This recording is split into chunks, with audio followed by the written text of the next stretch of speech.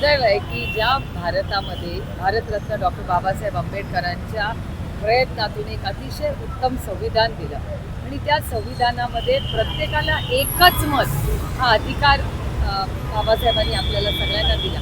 पण आता जे दिसतंय त्याच्यात एकाला 6 मतं पण दिलेली आहेत.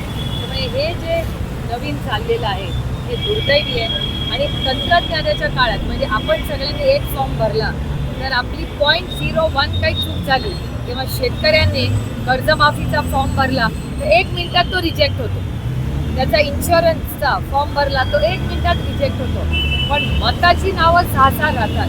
मला आश्चर्य वाटतंय. आणि त्याचीच गोष्ट लाडकी बहीण योजनेमध्ये दिसते. लाडकी बहीण योजनेमध्ये पहिल्या टप्प्यात 25 लाखहून जास्त महिलांची नावं कमी करण्यात आली. कशी काय कमी करण्यात आली, का कमी करण्यात आली, त्याचं उत्तर महाराष्ट्र सरकारला द्यावं लागेल. याच संदर्भातला प्रश्न आहे की लाडक्या बहिणींच्या नावावरती गाडी नाही अशाही बहिणींची नावं कट करण्यात आली, अशी अनेक चित्र आता समोर आहेत. नाही, माझा प्रश्न एकच आहे की आता तुम्ही नावं कट करताय, मग आधी ती नावं घेतलीच कशी? मग तेव्हा काय झालं होतं की तुम्ही अशी नावं घेतली, म्हणजे कट का केली आणि मग जर घेतली तर तेव्हा कशी काय घेतली गेली? या सगळ्याची पारदर्शक इन्क्वायरी व्हायला पाहिजे नाही का? 25 लाख 4,900 कोटी रुपये, हो काय लहान अमाऊंट नाही आहे ती.